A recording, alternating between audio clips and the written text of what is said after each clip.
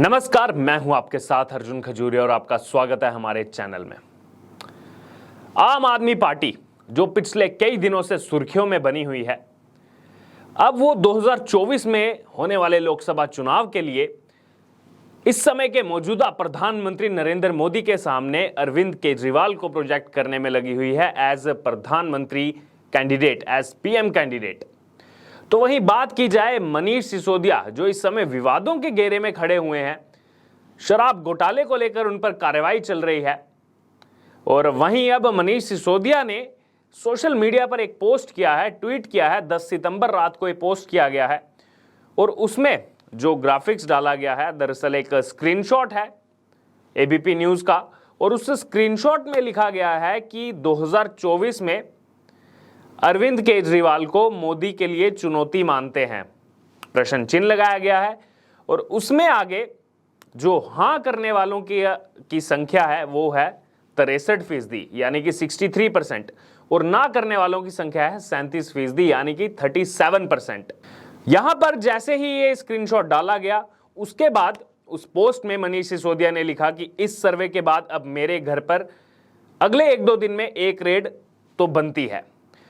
तो यहां पर मनीष सिसोदिया जो शिक्षा मंत्री हैं, उप मुख्यमंत्री हैं दिल्ली के, उनकी मानसिकता अभी समझ में नहीं आ रही कि एक तरफ वो एक सर्वे डालते हैं, दूसरी तरफ रेड के साथ उसको जोड़ते हैं। तो यहां पर कई सवालिया निशान खुद ही मनीष सिसोदिया अपने आप पर खड़े कर रहे हैं। यानी कि वो जानते हैं कि आगे इस मामले में दोबारा से ईडी की कार्रवाई हो सकती है, तो पहले से ही सोशल मीडिया पर इस तरह के पोस्ट डाल दिए जाएं ताकि लोग जो है इमोशनल होकर बहकावे में आ जाएं। क्योंकि पिछले 1 महीने से अगर बात किया जाए तो यही सब चल रहा है। क्योंकि हमने इसका प्रमाण खुद देखा, जब कार्रवाई हुई 30 शराब कारोबारियों पर, जब रेड मारी गई ईडी की तरफ से, तो वो जो रेड मारी गई थी दरअसल वो शराब कारोबारियों पर मारी गई थी। लेकिन दर्द हुआ आम आदमी पार्टी को। अगर शराब कारोबारियों पर ईडी ने रेड मारी, अगर उन्होंने कुछ गलत किया है, मनी लॉन्ड्रिंग के तहत कुछ गलत काम किए हैं, तो ईडी उस पर अपनी कार्रवाई कर रही है। तो फिर आम आदमी पार्टी को दर्द क्यों हुआ, ये बड़ा सवाल उस समय खड़ा हुआ था कि आम आदमी पार्टी क्यों फ्रंट में आकर के शराब कारोबारियों के ऊपर हो रही कार्रवाई पर अपने आप को फ्रंट में ले आए, और उसमें फिर से उन्होंने अरविंद केजरीवाल और मनीष सिसोदिया के लिए इमोशनल कार्ड खेलने की कोशिश की कि देखिए ईडी ने जो है सब जगह छापेमारी मारी, चैनल खड़े हैं मनीष सिसोदिया के घर के बाहर, लेकिन मनीष सिसोदिया के घर पर ईडी की रेड नहीं पड़ी। यहां पर जो ईडी ने रेड मारी थी वो शराब कारोबारियों के लिए थी, ना कि मनीष सिसोदिया और अरविंद केजरीवाल के लिए। लेकिन खुद यहां पर आम आदमी पार्टी फ्रंट में आकर के कहीं ना कहीं अपने लिए मुसीबतें खड़ी कर रही है कि क्यों शराब कारोबारियों पर चल रही कार्रवाई को आम आदमी पार्टी अपने साथ लेकर के चल रही है। तो वहीं अगर इस सर्वे की बात कर दें, ये सर्वे का जैसे स्क्रीनशॉट डाला गया मनीष सिसोदिया की तरफ से, उसके बाद तमाम लोगों की प्रतिक्रिया उस पर आने लगी। जो यूजर्स हैं, ट्विटर यूजर्स हैं, उन्होंने उसके रिप्लाई में लिखा कि इनको पता लग गया होगा कि ईडी की रेड पड़ने वाली है, तो तुरंत पैसे देकर सर्वे करा ले। तो यहां पर एक बड़ा आरोप लगता हुआ कि एडवर्टाइजमेंट देकर के, पैसे देकर के क्यों ना सर्वे करवा लिया जाए।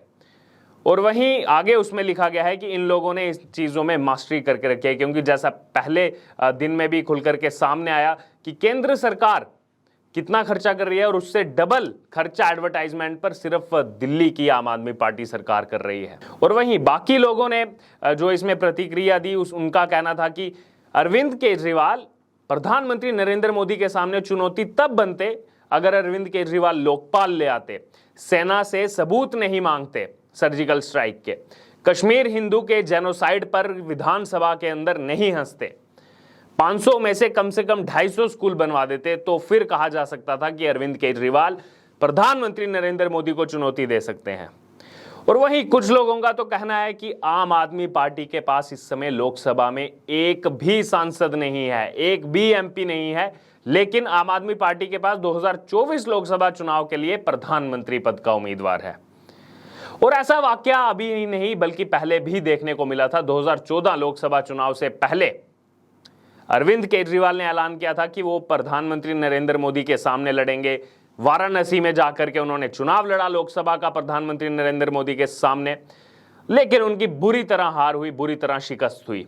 उसके बाद 2019 लोकसभा चुनाव में थोड़े से शांत दिखे, लेकिन अब दोबारा से अरविंद केजरीवाल चाहते हैं कि वो प्रधानमंत्री नरेंद्र मोदी के सामने कैंडिडेट के तौर पर, प्रधानमंत्री पद के उम्मीदवार के तौर पर उतरें। तो वहीं अगर बात की जाए, लोगों का इसमें कहना है कि क्या ये सर्वे जो डाला जा रहा है, क्या ये सर्वे सही है? क्योंकि कुछ पुराने स्क्रीनशॉट भी वायरल हो रहे हैं जिसमें अरविंद केजरीवाल ने एक सर्वे पर सवालिया निशान उठाते हुए कहा था कि क्या ये सर्वे बिना पैसे खाए हो सकता है? ये तो बेशर्मी की हद है। अनुराधा प्रसाद जी, कितने पैसे मिले आपको? देश जानना चाहता है। तो यहां पर उल्टे सवाल अब आम आदमी पार्टी के लिए खड़े हो रहे हैं। जो पहले वो बाकियों पर आरोप लगाते थे, अब खुद उसी आरोप में आम आदमी पार्टी कटघरे में खड़ी हुई दिखाई दे रही है। वहीं बात की जाए, एक यूजर का इसमें कहना है कि जिस तरह 1984 चुनाव में भारतीय जनता पार्टी के मात्र 2 सदस्य थे और 1996 में जो लोकसभा चुनाव हुए उसमें भारतीय जनता पार्टी ने सरकार बनाई, वैसा ही कुछ आम आदमी पार्टी भी करने वाली है। 2013 में ये पार्टी बन करके आई, हमने दिल्ली विधानसभा के अंदर चुनाव जीता और अब वैसे ही हम 2024 लोकसभा चुनाव में जो है इस तरह से सरकार बनाने जाएंगे। लेकिन अगर बात की जाए टेक्निकल पॉइंट पर, आम आदमी पार्टी की इस समय दिल्ली में सरकार है, पंजाब में सरकार है, उत्तर प्रदेश में कोशिश की गई, जमानत जब्त हो गई, उत्तराखंड में कोशिश की गई, लोगों ने बिल्कुल भी वोट नहीं दिया, बल्कि नोटा को आम आदमी पार्टी से ज्यादा वोट मिला। गोवा में गए, गोवा में बुरी तरह से हार मिली। और वहीं इस समय तैयारी चल रही है हिमाचल प्रदेश और गुजरात की। और वहीं बात की जाए गुजरात चुनाव को लेकर भी तमाम चीजें जो है उसको मिक्स किया जा रहा है आम आदमी पार्टी की तरफ से। जो मनीष सिसोदिया पर कार्रवाई चल रही है उसको पूरी तरह से कनेक्ट कर रहे हैं गुजरात से कि मनीष सिसोदिया पर जब सीबीआई की जांच हुई तो उनका वोट बैंक 4% बढ़ गया, अब जैसे ही जेल होगी तो 6% बढ़ जाएगा। तो यहां पर अरविंद केजरीवाल पहले से ही जानते हैं कि मनीष सिसोदिया की गिरफ्तारी होने पर 6% वोट आम आदमी पार्टी का गुजरात में बढ़ जाएगा। अभी मनीष सिसोदिया की गिरफ्तारी हुई नहीं है, अभी इस तरह का कोई सर्वे नहीं हुआ है, लेकिन अरविंद केजरीवाल जानते हैं कि गिरफ्तार होते ही 6% वोट बढ़ जाएगा। उन्होंने पहले ही गुजरात के लोगों से पूछ करके रखा है कि मनीष सिसोदिया जैसे ही जेल जाएंगे, जैसे ही गिरफ्तार होंगे तो कितना हमारा जो है वोट बैंक बढ़ेगा, कितने लोग हमें जो है ज्यादा वोट देंगे मनीष सिसोदिया के जेल जाने से। तो यहां पर आम आदमी पार्टी लगातार जो पिछले 1 महीने से शिकंजे में कसती हुई दिखाई दे रही है, अब इस सर्वे को डालने के बाद कहीं ना कहीं फिर से सवाल खड़े हो रहे हैं आम आदमी पार्टी पर और उस सर्वे पर भी जिसे सी वोटर की तरफ से किया गया है। क्योंकि आपको बता दें कि 2016 में भी आम आदमी पार्टी जब पंजाब में अपने लिए प्रचार कर रही थी, उस समय जो आम आदमी पार्टी ने सर्वे का स्क्रीनशॉट शेयर किया था, जो उसका प्रचार किया था, पूरे पंजाब में उसके पोस्टर लगाए थे, उस समय शिरोमणि अकाली दल की तरफ से ये आरोप लगाया गया था कि आम आदमी पार्टी ने जो ये सर्वे की जो रिपोर्ट लगाई है ये मैनिपुलेटेड है, ये फेक है, इसको गलत तरीके से पेश किया गया है और इमेजिनरी है। तो ये आरोप आम आदमी पार्टी पर पहले भी लग चुके हैं कि गलत तरीके से आंकड़ों को पेश करने की कोशिश हमेशा से आम आदमी पार्टी करती आई है। और वहीं जिस पार्टी का भी एक भी सांसद नहीं है, एक भी सांसद नहीं है, कई जगहों पर इकाइयां नहीं है। हाल ही में जम्मू कश्मीर से 51 बड़े नेताओं ने आम आदमी पार्टी से इस्तीफा दे दिया है, गुलाम नबी आजाद के साथ जाकर शामिल हो चुके हैं। तो जहां एक तरफ आम आदमी पार्टी से लोग निकलते जा रहे हैं, अगर बात की जाए दिल्ली में भी तमाम आम आदमी पार्टी के कार्यकर्ता अब इस शराब नीति के जिस तरह से घोटाले में फंसी आम आदमी पार्टी, उसके बाद भारतीय जनता पार्टी का दामन थामते हुए दिखाई दे रहे हैं।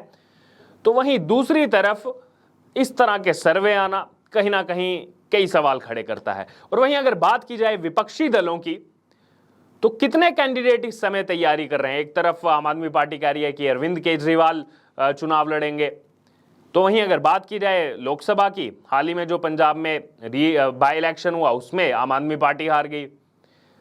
एक तरफ अरविंद केजरीवाल खड़े हो रहे हैं, दूसरी तरफ बिहार के मुख्यमंत्री नीतीश कुमार, वो तो इस समय जो है प्रचार प्रसार के लिए निकले हुए हैं, जगह जगह जाकर के बड़े बड़े नेताओं से मुलाकात कर रहे हैं।